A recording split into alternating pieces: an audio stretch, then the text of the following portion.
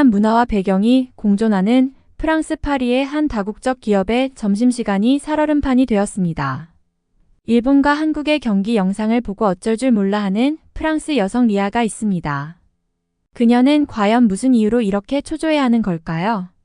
요즘 사무실에서 가장 핫한 주제는 단연 파리 올림픽입니다.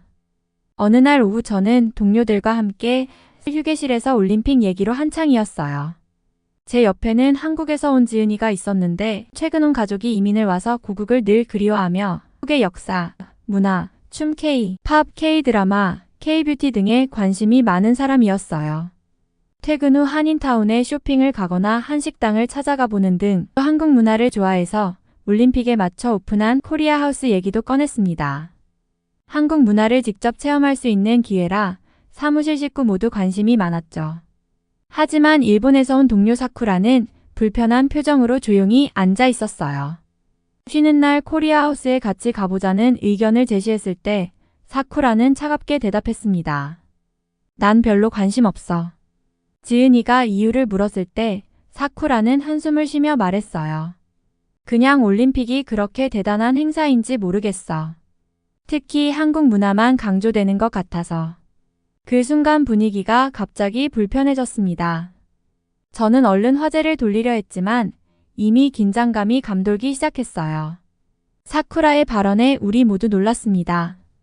그녀는 계속해서 말을 이어갔는데 현재 파리올림픽 준비 과정이 많이 미흡해 보여 걱정된다고 했어요. 그러면서 도쿄올림픽을 예로 들었죠. 코로나 팬데믹이라는 전례 없는 상황 속에서도 성공적으로 치러냈어. 라고 주장했습니다. 저는 눈썹을 치켜 올렸어요. 도쿄올림픽이 성공적이었다고 생각하는 사람이 많지 않다는 걸 알고 있었거든요. 하지만 사쿠라는 계속 말했습니다. 도쿄올림픽은 방역부터 경기 운영까지 모든 것이 완벽했었다. 그러면서 프랑스는 이를 본보기로 삼아야 하는데 배우려는 자세가 전혀 없어 보인다고 했습니다. 지은이가 조용히 끼어들어 사쿠라의 말이 과장된 것 같다고 했지만 사쿠라는 고개를 저으며 말했어요. 그건 다 외부의 시선이고 실제로 일본은 최선을 다했으며 결과적으로 성공적인 올림픽을 만들어냈어라고 주장했습니다. 하지만 저는 이 말에 동의할 수 없었어요. 사실 도쿄올림픽은 여러 가지 측면에서 실패한 것으로 평가받고 있었거든요. 먼저 도쿄올림픽은 코로나19 팬데믹 상황 속에서 강행된 것 자체가 큰 논란이었습니다. 많은 시민들과 전문가들이 대회 개최에 반대했으며 특히 일본 내에서도 강력한 반발이 있었어요. 의료 시스템이 과부하에 걸렸음에도 불구하고 정부는 올림픽을 강행했죠. 이로 인해 일본 국민들의 불만이 크게 증대되었고 정부와 국제올림픽위원회 IOC에 대한 신뢰가 크게 흔들렸습니다. 또한 대회 중 발생한 여러 문제들도 실패의 원인으로 꼽힙니다. 경기장 내에서 철저히 방역 조치를 시행한다고 했지만 여러 차례 선수단과 관련된 코로나19 확진 사례가 발생했습니다. 그로 인해 일부 경기는 무관중으로 진행되었고 이는 경기의 열기를 반감시켰죠. 올림픽이라는 대규모 스포츠 이벤트가 가지는 화합의 의미가 퇴색되었다는 비판도 많았습니다. 뿐만 아니라 도쿄올림픽은 비용 초과 문제로도 비난을 받았습니다. 예상보다 훨씬 많은 예산이 투입되었고 그에 따라 일본의 경제 부담이 증가했죠. 게다가 골판지 침대와 같은 논란도 있었습니다. 선수촌에서 제공된 골판지 침대는 환경 친화적인 선택이라 홍보되었지만 선수들은 불편함과 안정성에 대한 불만이 컸었고 올림픽 조직위원회의 준비 부족을 드러냈습니다. 사쿠라는 이러한 문제들을 전혀 언급하지 않고 도쿄올림픽을 과도하게 미화하고 있었죠. 오히려 파리의 준비 상황을 보면 걱정이 많이 된다고 말했어요. 저는 사쿠라의 말에 동의할 수 없었습니다. 파리올림픽 준비위원회가 열심히 일하고 있다는 걸 알고 있었거든요. 제가 의견을 말했지만 사쿠라는 여전히 납득하지 못하는 것 같았어요. 오히려 파리올림픽이 한국 문화 홍보에만 열중하는 것 같다며 흥분했죠. 이 말에 지은이가 화를 참지 못하고 반박했습니다. 올림픽은 모든 나라의 문화를 존중하고 즐기는 자리야라고. 긴장감이 고조되는 가운데 저는 중재자 역할을 해야 한다고 느꼈어요. 사실 저도 지은이의 말에 동의하지만 그 상황에서 제가 지은이 편만 들면 감정의 골이 더 깊어질 것 같아 그 누구의 편도 들지 않았죠. 그렇게 올림픽 개막식이 시작됐고 사쿠라의 말이 증명이라도 되듯 여러 가지 문제점들이 속출하기 시작했어요. 개막식 다음 날 사무실에서 동료들과 올림픽에 대해 이야기를 나누고 있었어요. 다들 개막식의 화려함에 대해 얘기하고 있을 때 사쿠라가 갑자기 큰 목소리로 말했죠. 프랑스 올림픽은 완전 망했어. 내가 말했던 게 맞지 않아? 이런 대책 없는 올림픽은 처음 봤다니까. 사쿠라의 말에 동료들이 놀란 듯 쳐다봤어요. 저는 속으로 사쿠라의 말에 동의는 했지만 왠지 기분이 묘하게 나빴어요. 프랑스 사람으로서 자존심이 좀 상했던 걸까요? 그런데 사쿠라는 거기서 멈추지 않고 계속 말을 이어갔어요. 그리고 있잖아. 도쿄올림픽 때 골판지 침대 썼다며 온갖 욕을 다 하더니 그대로 따라하는 프랑스의 꼴이라니 정말 웃기지 않아. 사쿠라는 정말 비웃듯이 말했고 저는 기분이 안 좋아졌어요. 맞는 말이긴 했지만 그렇게 노골적으로 비웃는 태도가 불편했죠. 다른 동료들도 사쿠라의 말에 동의하는 듯 고개를 끄덕이고 있었어요. 저는 뭐라고 반박하고 싶었지만 딱히 할 말이 없었죠. 결국 프랑스가 실수를 저질렀다는 건 부인할 수 없는 사실이니까요.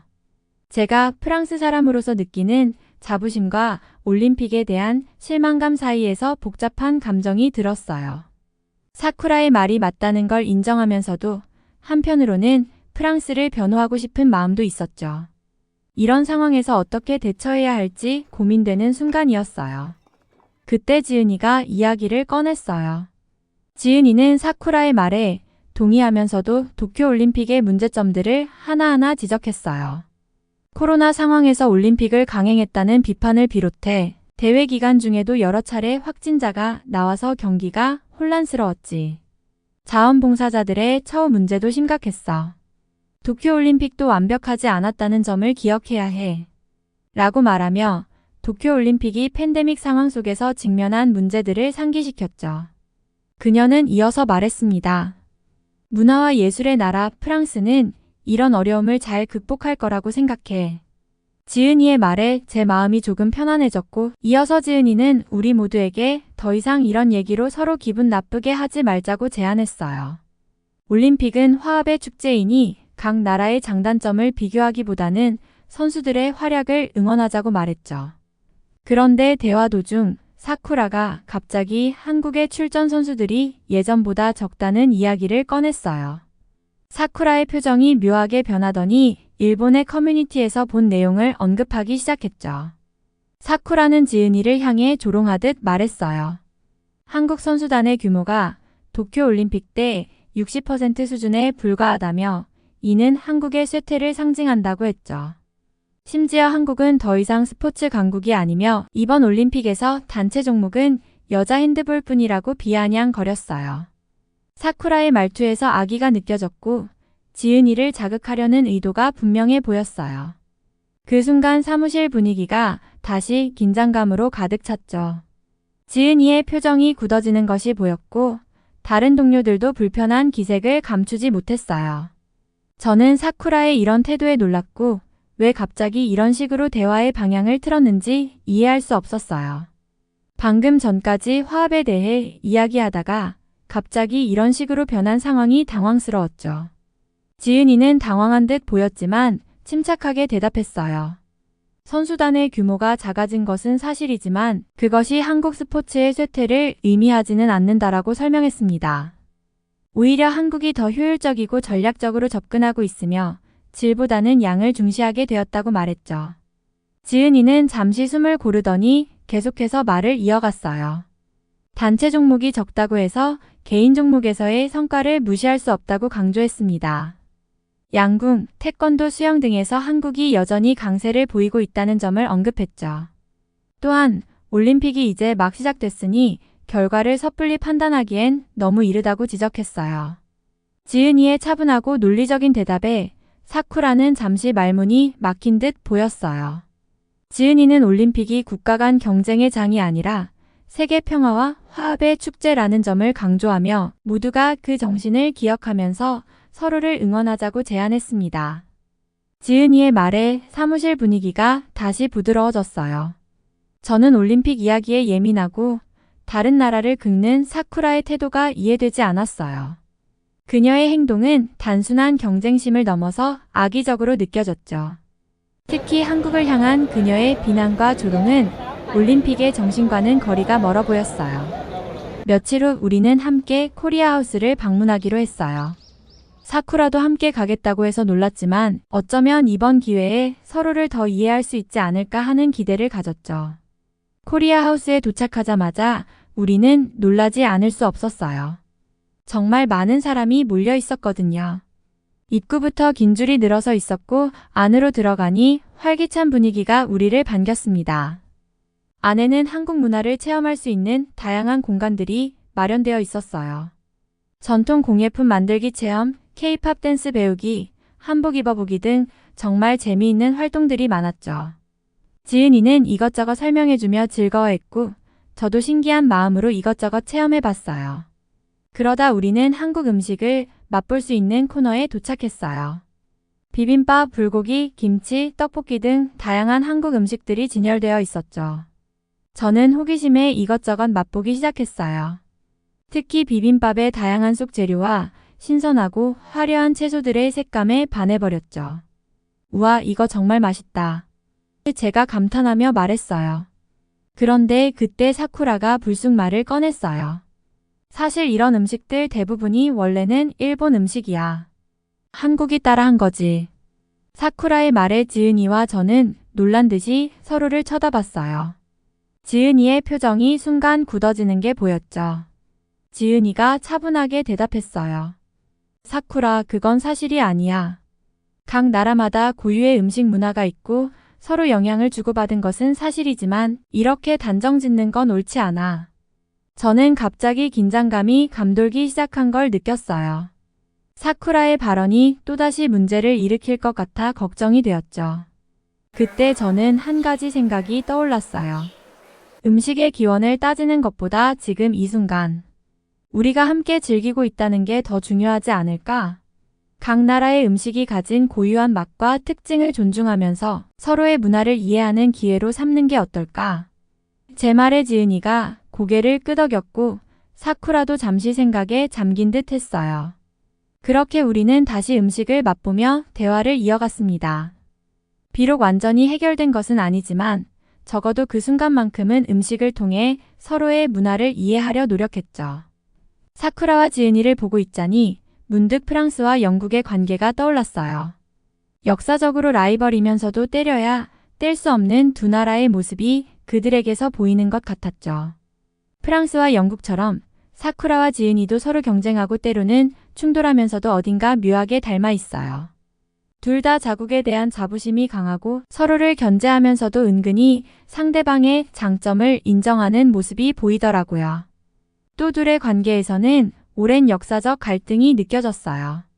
마치 프랑스와 영국이 수세기에 걸친 라이벌 관계를 가지고 있는 것처럼 사쿠라와 지은이 사이에도 양국의 복잡한 역사가 그림자를 들이우고 있는 듯 했습니다. 이번 파리올림픽은 정말 한국으로 인해 큰 이슈가 되었어요. 그것도 아주 긍정적인 방향으로 말이죠. 사실 이번 올림픽은 여러 가지 문제점들로 인해 실패할 뻔했지만 한국의 참여와 기여 덕분에 많은 부분에서 성공을 거둘 수 있었습니다. 이런 상황에서 2018년 평창 동계올림픽이 떠오르네요. 평창올림픽은 역사적으로 굉장히 성공한 올림픽으로 기록된다고 하잖아요. 한국의 뛰어난 준비 능력과 운영 노하우가 빛을 발한 결과죠. 이런 한국의 철저함은 정말 대단해요. 일본의 경우 2020 도쿄올림픽은 2021년에 개최되면서 코로나19라는 특수한 상황 때문에 어려움을 겪었죠. 하지만 평창올림픽과 비교하면 준비나 운영 면에서 아쉬운 점이 많았어요. 한국의 꼼꼼함과 철저함을 따라가지 못한 것 같아요. 그리고 이번 파리올림픽을 보면서 한국의 올림픽 운영 능력이 얼마나 뛰어난지 다시 한번 느끼게 됐어요. 만약 한국이 이번 올림픽을 주최했다면 이런 문제들은 없었을 거라는 생각이 들더라고요. 2028년 동계올림픽도 파리에서 열린다고 하니 솔직히 좀 걱정되네요. 이번 파리올림픽처럼 최악의 올림픽이라는 오명을 받지 않았으면 좋겠어요.